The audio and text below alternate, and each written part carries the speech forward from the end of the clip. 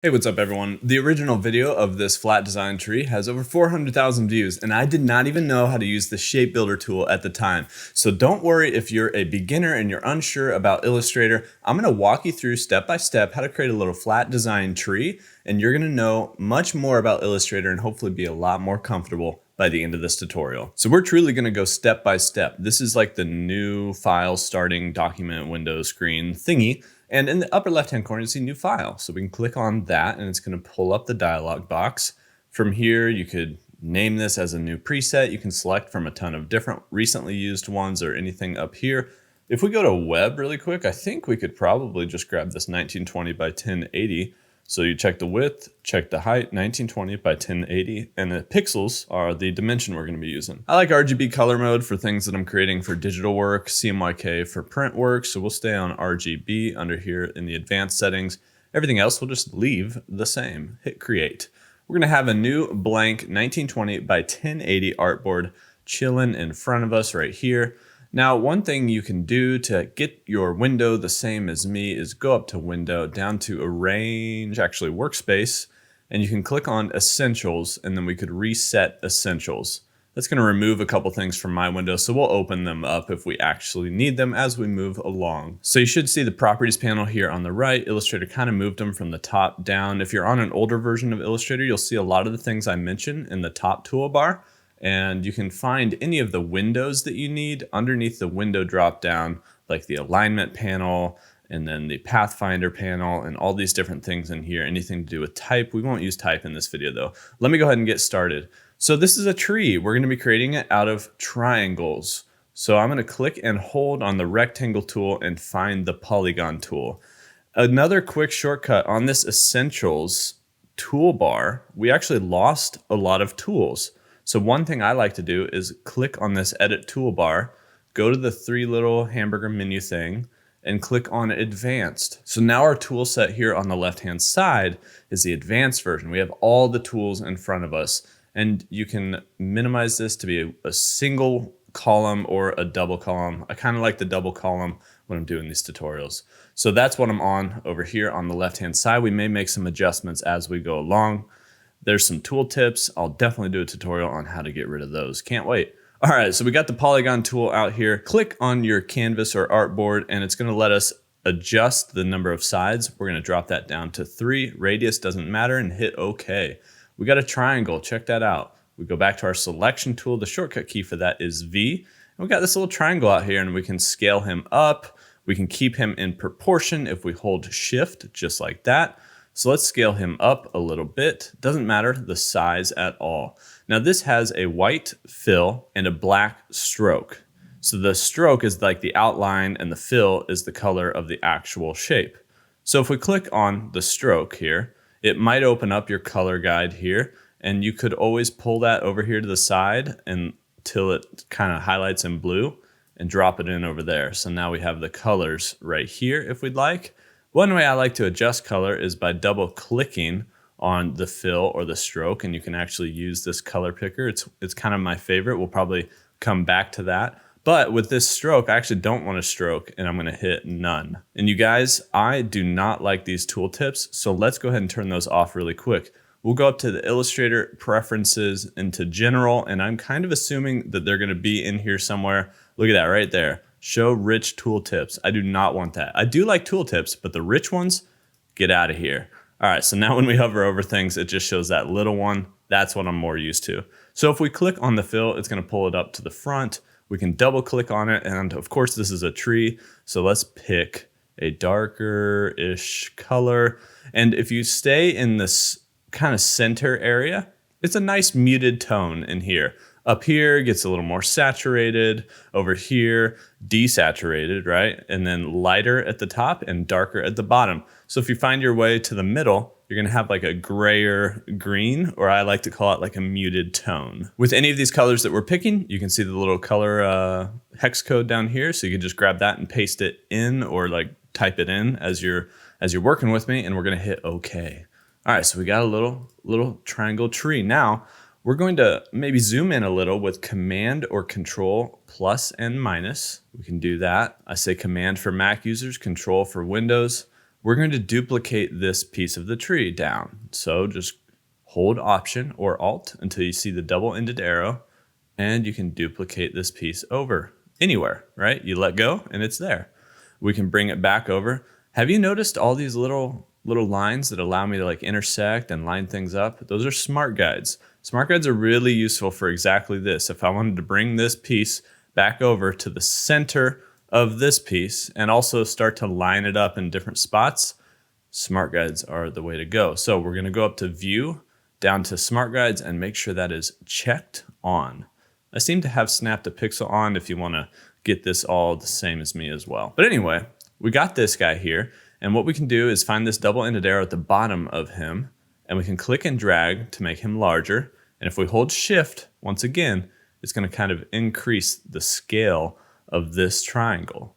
So we could do that and then maybe bump him up a little bit. You can use the up and down arrow keys, and then if you hold Shift while you're using those, it kind of bumps them up and down a little bit more. So if we find the right little spot, I like that. I think we'll keep something like that. That's all we need to do. And so to build up this tree, we can keep clicking on the next piece, holding Option or Alt, getting that double-ended arrow. We can click and drag it down. Smart Guides helps us keep it lined up. We can also hold Shift while we do it, and it's really going to stay lined up. And then once we get it somewhere in here, we can just find the bottom of it, scale it down, hold Shift. It's going to bump it out a little and make it a little bit bigger like that. So as we build out this tree the way that we want, we can just keep doing that kind of thing. Maybe we'll do one more. So hold Option or Alt and Shift and just duplicate that down. Grab the bottom, holding Shift, kind of scaling it out just like that. So you can see how this tree is getting built pretty quickly. I can click and drag to select everything here because we have 4 different triangles. And then I could find the bottom again, and we can actually scale this down. And you can, if you feel like yours is too skinny or you want it to be wider, you can do that. But I'm going to hold Shift just to make it a little smaller so it fits on our artboard here. Once I've done that, another way to zoom in and out that's pretty easy is to press Z, shortcut key, and you get the little, what's it called? Magnifying glass. Click and drag to zoom in and out. See that? Kind of dragging to the right, zooming in, dragging left, zooming out. Probably same with up and down. No, not really. So right and left. Okay, so one thing I want to do here is maybe just increase the size of this triangle at the top so that actually what I could do is just bump these down maybe. So the 3 bottom triangles, I'm going to bump them down just a little bit. I just felt like the top needed to be a little bit bigger, like this line here in relation to the other ones could be just a touch larger, maybe one more bump up. All right, I'm just being picky there. What we're going to do now is create the trunk at the bottom, the trunk of our tree. So let's select this fill and grab something brown, and we'll probably do like a little bit darker brown, something like this. Hit OK. Remember that hex code if you need it. Hit OK. So we got a brown. We're going to click and get the rectangle tool. The shortcut key for that is M. Once you have that, we're just going to create a little rectangle out here for our trunk. So something like this. And then we can actually center all this together really easily, even without the smart guide. You could use the smart guides, but what it will do is select everything, and we can then click on the trunk. So you see how that highlights it in more of a blue than the rest? That means this is now the key object, and we're going to be aligning to that key object. So in the properties panel on the right-hand side, you'll see the alignment panel, but also if you drop the window, drop down. Wow, that's a lot of drop down downs. Okay, you can click align here and actually open up the alignment panel. You could dock it over here if you want or anywhere. So you can use any of these. They're all the same. I'm just showing you different spots. Anyway, we're aligning to a key object, so we could select that just to make sure. But once you click on this again, after you select everything, then click on this, now we're aligning to that, which means everything else will align to this. So if we press this guy right here, which is horizontally aligning the centers, boop, our tree scoots over, so it's in the center of this trunk. Now, let's bring this guy up. And look, he's on top of our tree. We don't want that, so what we're going to do is click on him, right-click on him, and then go down to Arrange, Send to Back. So now it's behind this tree. And I think that works out pretty well right there. So we'll keep that. You can make this however you want, really. All right, so there's a couple more things here that we can do. One thing that we'll do that I think is super helpful to keep in mind as you're working on anything here in Illustrator, as Aaron Drappin likes to say, vectors are free, which means I can take this state of this tree, like a working file almost, duplicate the whole thing out. I selected it all. I can duplicate the whole thing out, and I could just drag it over here and keep it over here. So I could always go back to this separated version of the tree if I want to. I always do that when I'm going to do something that I feel like is more of a destructive technique, right? Non-destructive is keeping all these shapes separate so you can edit them. Destructive would be selecting them all and merging them together. So that's what we're going to do really quick. So don't select the trunk, or you can select everything and then shift click on the trunk to deselect that. You can also click and hold shift to select things individually, but sometimes it's easier to just grab it all and deselect the one thing you don't want by holding shift and clicking. So I've got all these selected. I'm going to look at my Pathfinder options. Remember, window drop down Pathfinder if you need to find it. And I'm going to click Unite right there. It's just going to merge these shapes together. So now this is one piece. You could also group it together, but I like merging this together so we can, it just makes it easier. You know, we're not going to bump things around on accident. All right, so the other couple things that we can do here is add a shadow to both this top tree and this bottom trunk. So the shadow, super easy. Press M for that shape tool, and then click on or double click on the fill. Let's go ahead and drag it down here to the black. We're gonna make this a black, you know, all zeros hex code. Hit OK. And we're gonna create a rectangle. And this is where smart guides are really important, really useful. We're gonna create a rectangle it's gotta start taller than the tree. It's gonna finish, you know, further down than the bottom. So we're gonna make sure we start it up here. It covers the entire right side of the tree. And we're going to line it up to intersect in the center. Doesn't matter, you know, all these shapes, this one and the trunk are all the same. So just make sure, and we could make sure by hitting Z and zooming in and then clicking on this rectangle, and we can bring it in and out, right? With this double-ended arrow, just make sure it snaps right there to the center of the tree. So once you have that, then we can select the top of the tree here and this black rectangle. And we can use something called the Shape Builder tool. The Shape Builder tool super quickly sees each of the different overlapping pieces of whatever you have selected. It does not see the trunk because we didn't select the trunk. We just have the top of the tree and this black shape selected. If we hold Option or Alt, notice how the cursor changes to a minus. We can just click on this to subtract out this outside shape. Now, if it was a plus, you can like merge things together.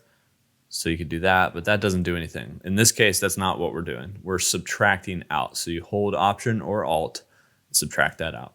So now we have this really dark side of the tree. So what we could do is if we look in our Properties panel in the Appearance tab, that's another one under Window if you want to find it, we can go to Opacity and click on Opacity to open up this little dialog box where we can change not only the opacity, but also the blending mode.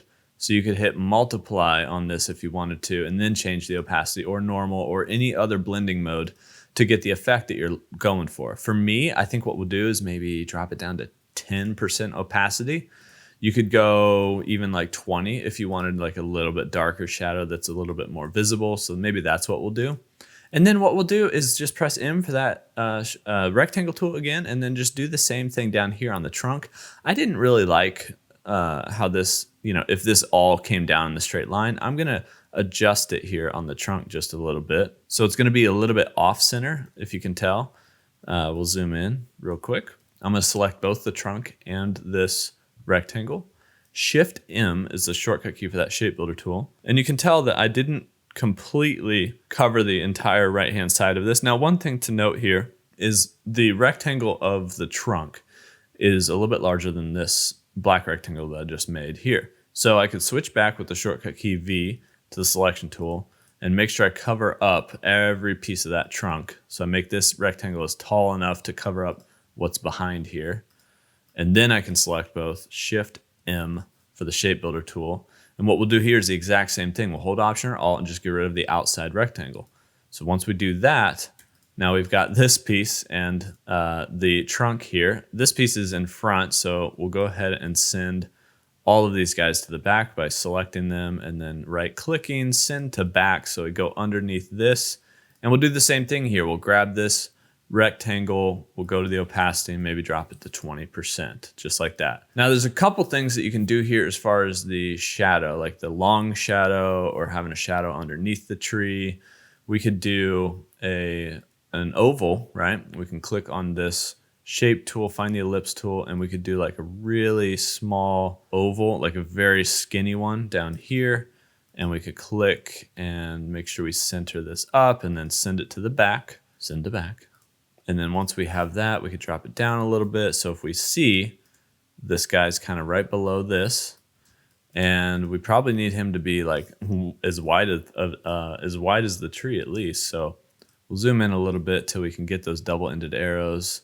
We could grab these corner ones if we wanted to, but if we zoom in a little bit more, we might be able to get the directly like side to side ones. And if we hold Option or Alt, it's going to scale it from the center. So if we already have this lined up, we can scale it from the center and out, just like that.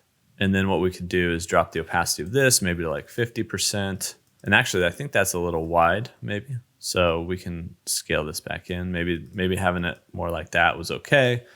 Maybe 25%, something like that. So you got this little tree. I mean, really, you could make this a little bit wider if you wanted to. Maybe we went a little too skinny. So you can do something like that so you can actually see the shadow below it, just like that. You could do that. Or, hey, vectors are free. Let's grab this guy, just drag him over here. We're gonna duplicate the entire thing out. Another thing you can do is using the blend tool. I don't really like the blend tool as much anymore, so maybe we'll look at a different method here. Yeah, I think what we'll do is create a rectangle and then start at this anchor point, so the top of the tree, click and drag. It's kind of like making that shadow again, and make sure it locks into the bottom of the trunk. So I'm actually gonna go beyond, so that then I can press Z and zoom in here. And with this guy, I'll just make sure that I lock it and snap it into the bottom there, just like that. Now we'll use a gradient tool on this. So if we find, G actually is the shortcut key for the gradient tool. So if we do that, no, we need to add a gradient to this. So I'm gonna go find my gradient panel, and we can just click on the linear gradient. I actually want this to be flipped. So I'm gonna open up the options of this gradient panel. And it looks a little bit more like this. And I can bring the white and black, swap sides. And actually I didn't need to do that, because really what I wanna do is change this white to a black. So we have two blacks, but I want the opacity of the right-hand side to be 0, okay? So the difference there is it goes from black to black with the opacity being 0. So this is totally see-through here on the right-hand side. That's more what I want. So once we have this linear gradient set up, what we can do is grab the direct selection tool, which allows you to play with these anchor points. So there's 2 anchor points out here, 1, 2 on the right-hand side. If we click and drag, we can grab them both. We can also hold Shift to individually select or deselect anchor points. So as long as you have them both selected, you can then click and drag on the path in between those two, and we can drag that path around. So the gradient kind of follows, the angle as well as we bend this around. So what I would do is maybe grab it and put it right in here like this. So this is going to be like a long shadow. And then this is obviously in front of everything. So we need to go back to our selection tool. Shortcut key is V, right click and send this sucker to the back, send to back, just like that. And then we want it to be a lot less dark, right? We want it to be like some kind of 25% type of opacity again, in regard to where this shadow lines up. Now I made a mistake here, and we can fix it really quickly and easily. We don't want the shadow to start in the middle of this trunk. It needs to start from like the right-hand side. So what we'll do is press A again for that direct selection tool, grab this anchor point here. So as long as you have this shape selected, snag this anchor point, and we can bring that anchor point, just click and drag over to here. So now the shadow actually starts at the right-hand side of this tree and then the top of the tree up there. And maybe that's not right. I don't know. That doesn't look right to me. So you could drag it to the left-hand side, but you could put it anywhere. That's the whole point of this. You can put that guy anywhere. So maybe the shadow starts there. And then you can always edit this by grabbing these 2 anchor points over here. You can stretch it out. You can bring it in. I think this is a much better way to do a long shadow than the old blending mode method I used to use. Plus it uses a lot of computer resources and it also tends to look really choppy. So anyway, I like this method and we could just keep, adjusting this opacity if we want. One thing I do want to show you, on the gradient itself, you can adjust the opacity as well. So if the properties panel gradient menu is kind of tough to find, the gradient menu can be found right there. And what you can do here is adjust where, basically we're going from black to black from 100 to 0. With this little gradient slider in the middle, that means it's going to be perfectly 100 counting down to 0 once you get to here. If you adjust this a little bit, you can see how it favors one side or the other. So now this goes a little bit slower and then it's going to be a lot quicker to 0 once you pass this midpoint. Same thing here. You could go really quickly from like dark and then it's going to kind of hit the midpoint and then go a little slower to 0. So you can adjust that there. You can also adjust the end point here of like the shape. So do you want this gradient to finish before the end of the actual shape? You see the end of our shape is here, but if I drag this finishing slider back where the opacity turns to 0, it actually, the gradient finishes here and the rest of the shape is just blank, 0 opacity. So you can make some minor adjustments to the gradient here if you'd like. And also, then we could just adjust the entire shape itself by grabbing this opacity here and dropping that as well. So those are a couple ways you can really adjust this, but overall, I think I like the effect better. Or you could do a more realistic shadow here at the bottom of your tree as well. Now, let me show you one last thing. So I'm going to click and drag and just pull this tree over here. We'll stick with this one because that's what the old tutorial was, and I just wanted to make this update for you guys. Let's make a quick background. So what we're going to do first off is click and drag to select this whole thing. And we're going to group them together. So that's Command or Control G, or you can right click and go to group just like that. So with this group, I might just move them out of the way. I'm gonna move them over here and we're gonna create a quick background. So we know that our artboard is 1920 by 1080. We can press M for that rectangle tool, click on our artboard and go ahead and type in 1920 pixels by 1080 pixels high, hit OK. And then to center this on our artboard pretty easily, we can go to the alignment panel, align to artboard, and then center horizontal and center vertical, just like that. But we need a better color, so we're going to double click on this and we're going to grab something like a really light tan, maybe a little less yellow, something like that. Hit OK. So I want something like this.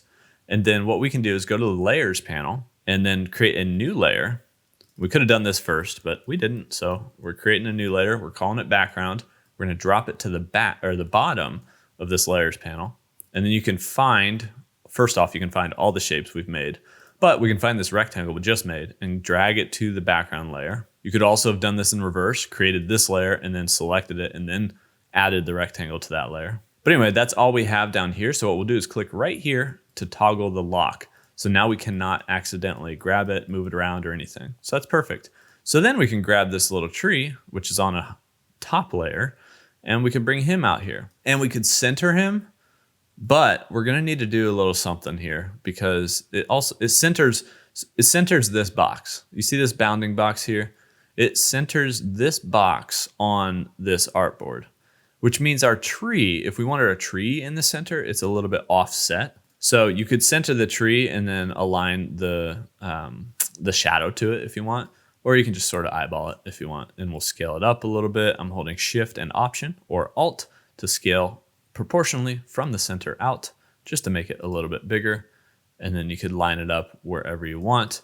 And then you could also always ungroup this really quick and then maybe just take the shadow over here. You know how it lines up. Don't resize anything, but then grab this tree, group it together, and then center it on your artboard. So now this tree is actually in the center of this artboard. And then we can grab this shadowy guy and bring him over. And it's easier maybe to zoom in. And we know that we created this point right here at the top of this tree. So we can bring that over and intersect with that right up there. And once we have that, we should be good to go. Now, a couple things I noticed that I did that you guys should be aware of. Look at this, Z, and I'm zooming in. I missed it. I missed my point first off for both of these. And I'm having trouble lining this up. It's just bumping around. And I believe that's because we're snapped to pixel. And that might have been a mistake at the beginning of this. I could always improve, you guys. Instead of snapping to pixel, we're going to turn that off. What we want is snap to point. So we want these points to snap together. We don't want individual pixels to be snapping. So once we have that, we're able to click and drag this around to bring that point right there. That's probably why this shadow is off as well. So I take back what I said. Snap to point is nice, or don't even snap at all. Snap to pixel is going to actually snap to each individual pixel, but you can create shapes in between pixels. So that doesn't really help you as much unless you're trying to create pixel-based art. So that may have messed us up a little bit, but that's one piece that I noticed now.